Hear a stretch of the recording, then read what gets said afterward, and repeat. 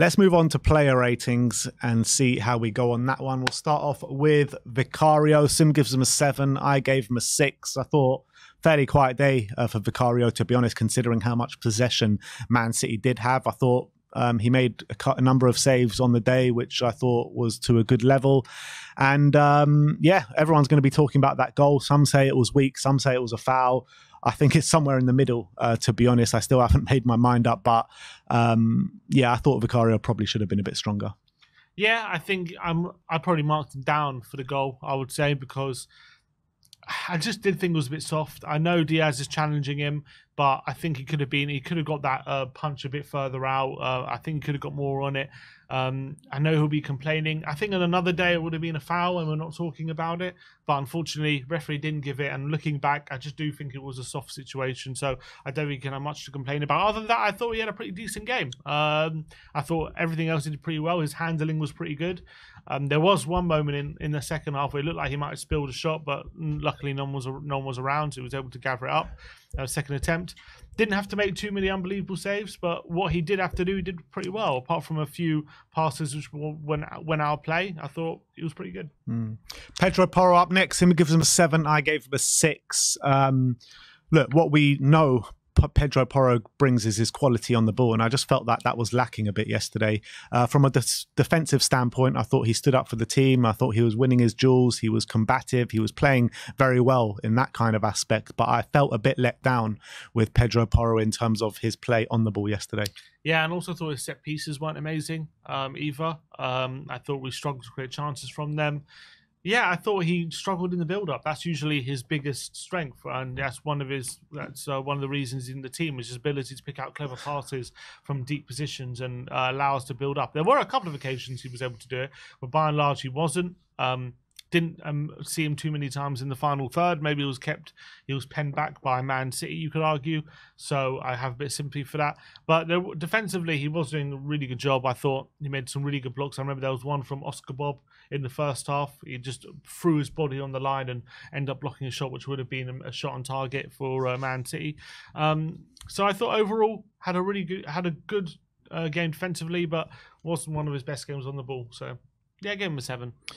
In terms of Micky van de Ven, 9s all round for big Micky. I thought he was absolutely incredible yesterday. Best player on the park for both teams. I don't know who got man of the match yesterday, but he definitely should have got it if he didn't. And every time it looked like we were under pressure, he was the one there with his sliding challenges when sometimes he had just no right to win the ball, and he did. Incredible performance for him. If it wasn't for him, we probably would have lost this game quite comfortably, to be honest. And I think he was the reason why the scoreline, they didn't score up until the last minute, to be honest. And such a great player. His recovery pace and runs were incredible. And yeah, I thought really good display. Yeah, I thought it was near faultless. I thought he was absolutely brilliant.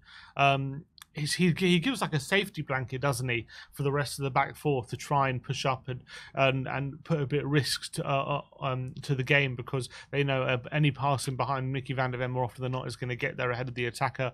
And I thought he was absolutely brilliant. Unfortunately, on the ball, wasn't able to show off what he's able to do, but off the ball was really exceptional. Barely put a foot wrong. And if it was, as I agree, if it wasn't for him, it would have been the result would have been a lot worse.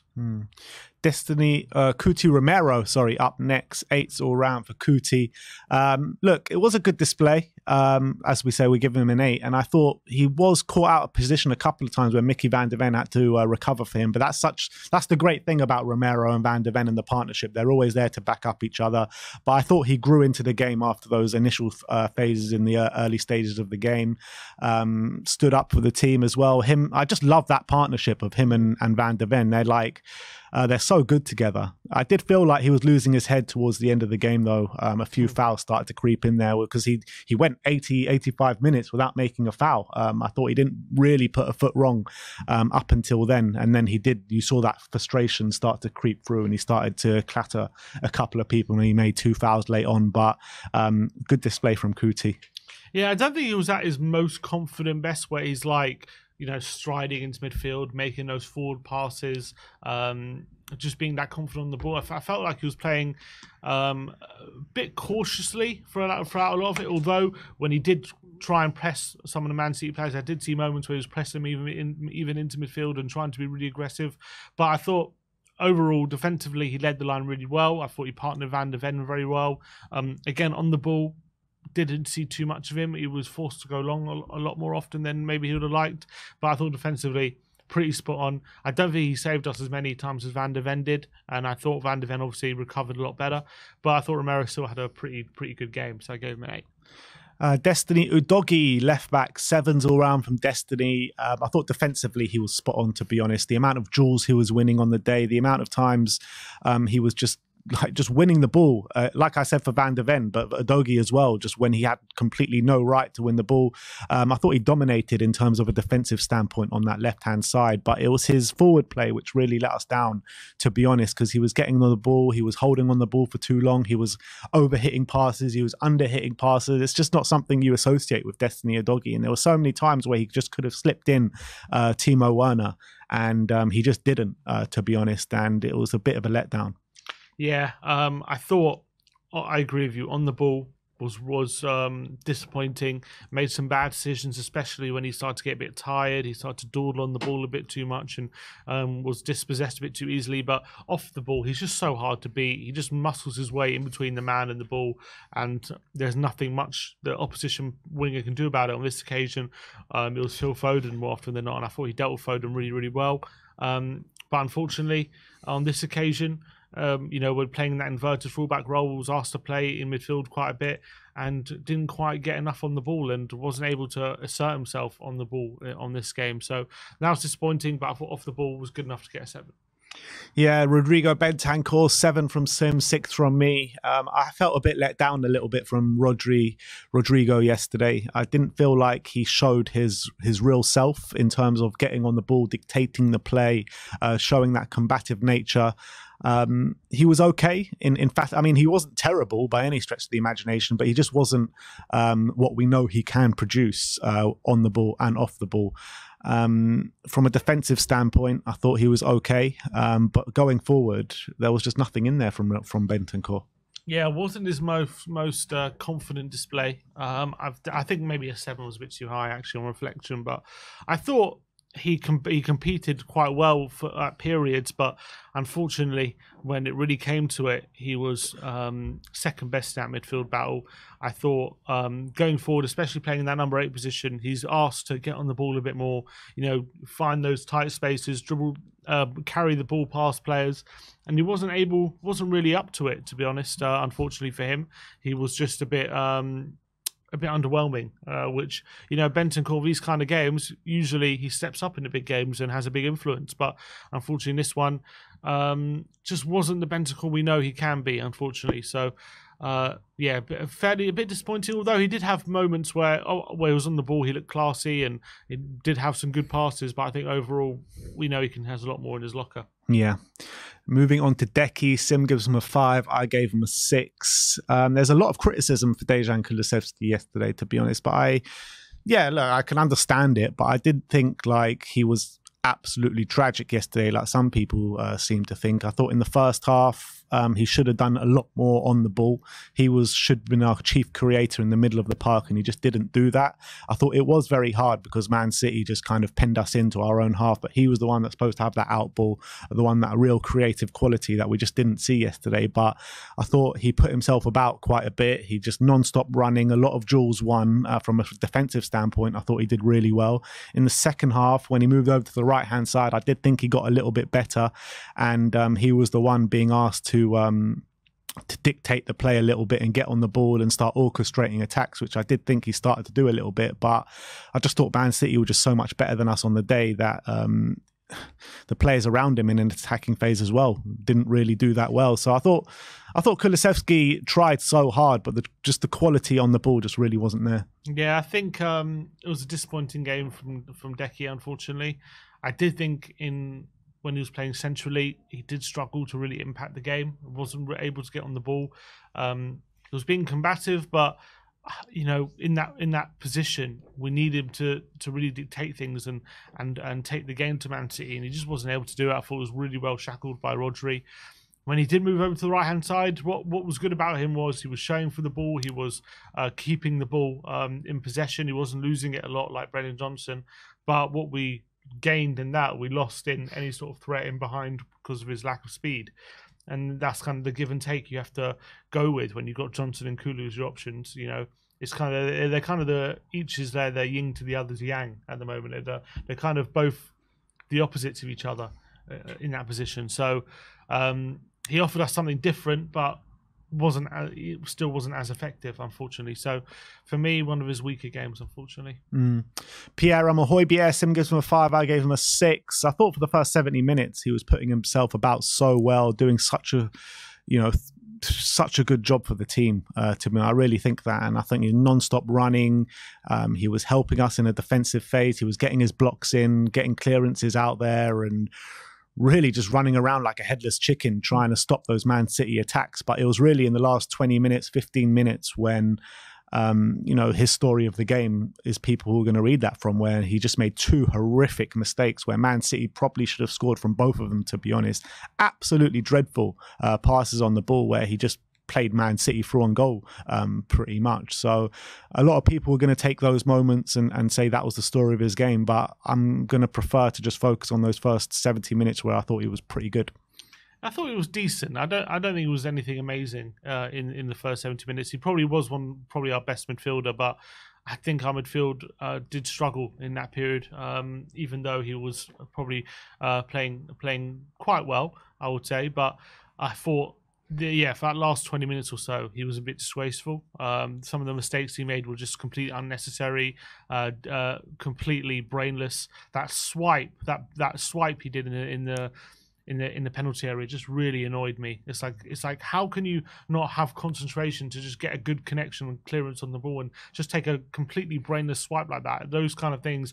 Højbjerg definitely is not alien in terms of, it's not the first time I've seen Højbjerg do something like that, and it's not the first time I've seen him lose the ball in a dangerous position like he did for the second moment where he's inside the penalty area and just loses it unnecessarily, where he dawdles on the ball for way too long and it nearly costs us again.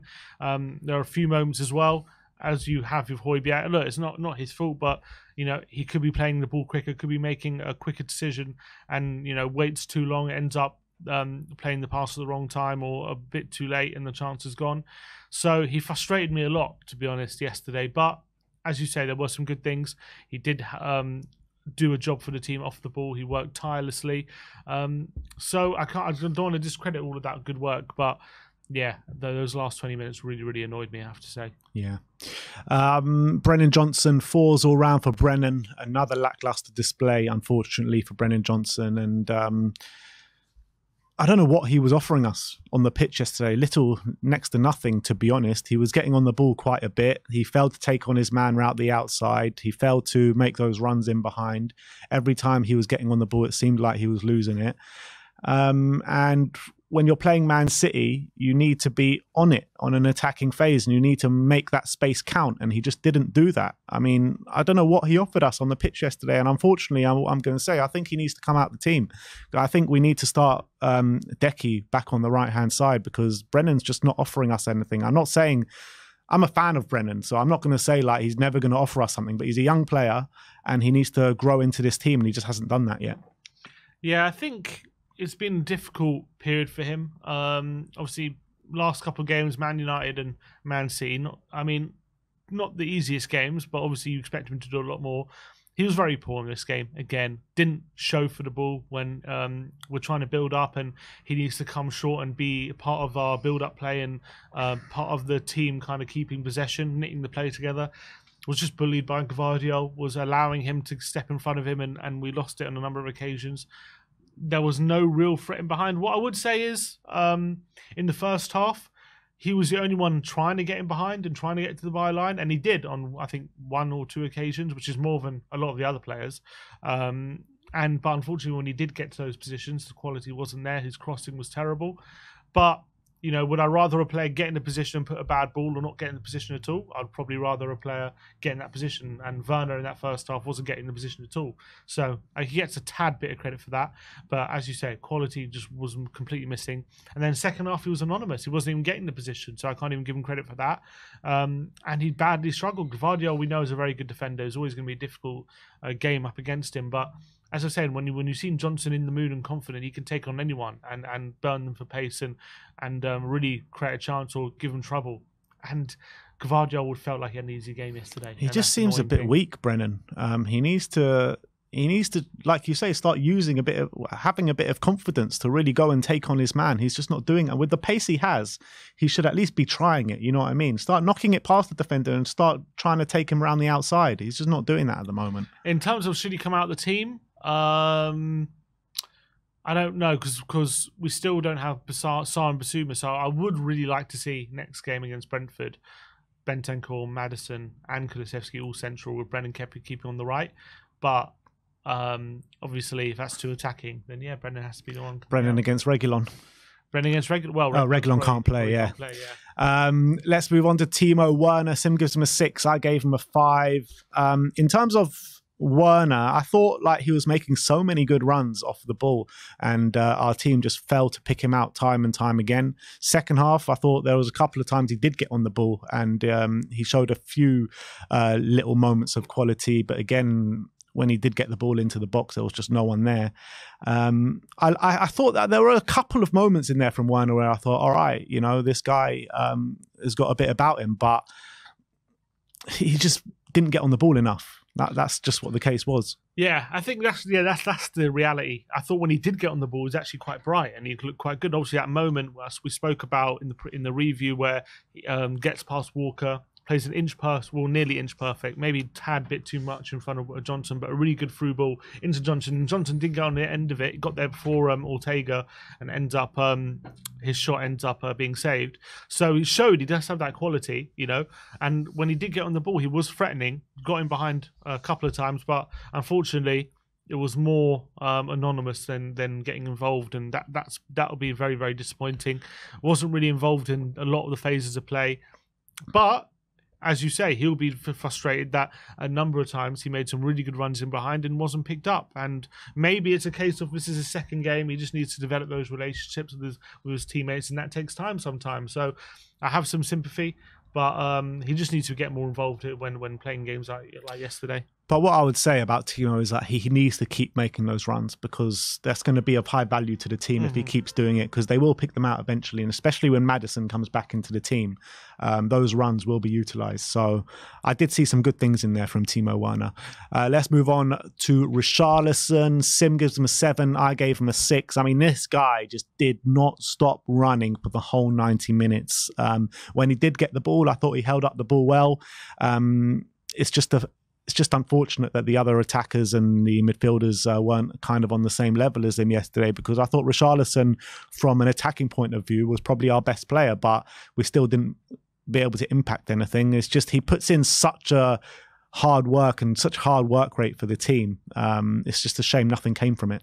Completely agree. I thought he did his job. I said in the preview, I actually don't expect Richarlison in this game to be getting in too many goal-scoring positions or running in behind too often, because I don't know if he has the pace to get away from those Man-City defenders. But what I do expect him is to be a nuisance, hound the opposition.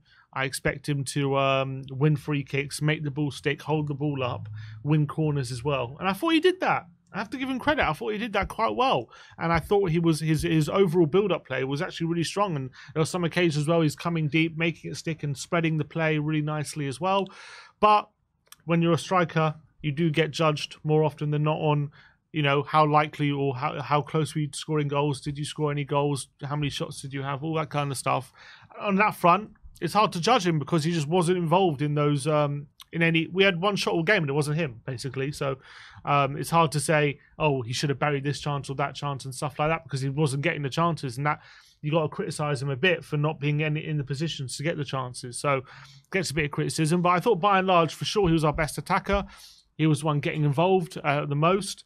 And I thought in terms of his job on the pitch, I think he did it, for me, in terms of what I was looking for him to do in this game. I thought he did his job. So. It's a good point, actually, you make about not being there, because I said in the preview that Richarlison needs to be at the right place at the right time consistently in this game. And I thought there were a couple of moments, only a handful of them, even less than a handful, to be honest, when Brennan gets the ball in the box, Timo Werner gets the ball in the box, and there was just no one there. Richarlison had got to be there in those moments, which is where he gets those down marks. But he, in terms of what he did when the ball came to him, he did to a good level, but he again, like, because the Man City had the ball for the majority of the game, he was a little bit anonymous as well. Yeah. But let's move on to the substitutes. In terms of Ollie, Skip, Sim gives him a 6, as do I. I thought he came on, gave the team a bit of renewed energy when he did come on. I thought he showed a bit of quality as well, but I mean, he did get overrun a little bit as well. So I think Ollie Skip, I actually think in the last couple of performances is showing his value to the team. Yeah, there was one moment inside his own defensive third where he does a little pirouette away from a couple of City defenders and is able to get the ball up the pitch, and that was quite nice. And there was another moment he breaks a run down the right hand side and looks for a cutback, but obviously doesn't find anyone, and that was good to see him getting forward and be confident. But I don't think he impacted the game too much in terms of like benefiting us, like actually taking the lead or anything. But at least he added a bit more energy, a bit of stability. But as well, him coming on was part of Man City's best period in terms of late in the game where they seemed to open us up a bit more. So it's hard to say him coming on impacted us overall as a team well, but I thought him personally had a decent cameo. And last but not least, of the players that we're going to rate is James Maddison, who came on with 20 minutes to go. Sim gives him a 5, I gave him a 4. The guy had about 4 or 5 touches on the day. Yeah, he was so anonymous. I didn't even know he was playing, to be honest. I saw him come on, obviously, but then 5 minutes later, I completely forgot he was playing because he was just 6 touches. He was just so anonymous, off the ball and on the ball. I just didn't see anything in there from James Maddison, to be honest. Yeah, it's hard to even say, was he looking sluggish? Was he looking, rusty? But because he just didn't have the ball. I mean, and it wasn't as if he was only on for 5 minutes, 20 minutes. 20 minutes, so had a bit of time. But then again, Kulusevski found it hard to get on the ball when he was central. Like, it was very tough for the whole team to get on the ball. Man City had a lot of possession, so. But at least Kulusevski off the ball was doing his job and putting himself about and winning countless amount of duels. Like Maddison, I don't even remember him contesting for one. Says he contested for one and didn't win it. So, yeah, that probably have a mark down against him for that on that front. I remember seeing him trying hard and running. I don't think it was a lack of effort, but as you say, he's been out for 3 months. It was his first game back in that period, so I'm not going to judge him too harshly. But it wasn't a great cameo. What can I say? I'm not going to sit here and say he played brilliant because he didn't. He didn't come on and do anything. So he was anonymous. Wasn't a great cameo, but it's one of those where hopefully we just move past it. Yeah, but hopefully we'll see him back in the starting lineup against Brentford, and he can strut his stuff and find Timo Werner in those runs that he's been making off the ball. But let's finish off talking about Ange Postecoglou, who's come under a lot of criticism for yesterday. We've both given him a 6. In terms of the lineup that he started with yesterday, he did say Maddison was fit to start. I don't know if that was a bit of mind games from Ange or not, but obviously he didn't pick Maddison in the starting lineup and he went for Pierre-Emile Højbjerg instead. It's hard to really put him down on that just because Maddison's been out for so long and maybe he thought he needed 100% fit players, with Pierre-Emile Højbjerg usually very good off the ball, which I did think he was yesterday. So it's hard to mark Ange down in terms of the starting lineup he picked yesterday. That's the only decision he made where you're thinking, you can mark him down on. But what you've seen from Spurs throughout the whole season is their ability to be aggressive and create countless amount of chances. We didn't do that yesterday. I think that was just because Man City were that good on the ball. They just didn't let us have the ball and we just couldn't get on the ball. We were stifled for the majority of the game. And I don't think that was down to Ange, to be honest. I think the only real criticism I give to Ange is not to change it quicker. But like Sim said in the match preview, in answer to that, when we did make the changes, it didn't really make too much of a difference with 20 minutes to go. So would it have made a difference with half an hour to go, 35 minutes to go? I don't know. But that's the only small criticism I have of Ange, to be honest, yesterday. And essentially, we just came up against a much better side, world champions, treble winners, Champions League winners. And we lost 1-0 in the 88th minute. Yeah, I think yesterday, unfortunately, was a very un-Tottenham-like performance where we were trying to stay in the game rather than take the game to the opposition. And, having one shot on target or one shot at all throughout the game is definitely not good enough. I think Ange will know that's not good enough. Even against a very good Man City team, don't get me wrong, Man City are brilliant and they thoroughly deserve the win. And even if we would have changed anything, there's no guarantee that means we're going to end up with a victory. But I think Ange would have been disappointed with the lack of threat we had going forward, and that would be, as he said after the game, he's like, we gave it everything to stay in the game, but at this level against this opposition, that's not good enough. You have to offer a threat. You have to, run in behind. You have to have shots on goal. You have to have create chances. We weren't doing that. So I have to criticise Ange a bit for that because, what we've been very good at throughout the season is when we've been under the cosh and we've been second best in games, we find solutions to get through the games and we tweak things, and all of a sudden we're getting through the opposition press, and all of a sudden we are creating chances. So we've shown previously we are capable of doing it. Yesterday we just didn't do it. And it was such a big occasion. I think that was a big letdown. It was a great occasion, big FA Cup tie. It's a big team. Really great opportunity to go through to the next round and have a good opportunity to progress in the cup. Obviously, I wouldn't say it's an opportunity to progress, but it was just a good opportunity to have such a special night. And it was the fact there was just such a damp squib was very disappointing. And it's hard to put your finger on exactly why. You just got to give credit to Man City, who were that good. I can't really criticise Ange for his subs too much because you look at the bench, it was, apart from Maddison, who's really going to come on and affect the game massively. I can't see too many options. So once we get players back from injury, Lo Celso, Sarr, Basuma, Son, hopefully that bench will start looking a lot healthier.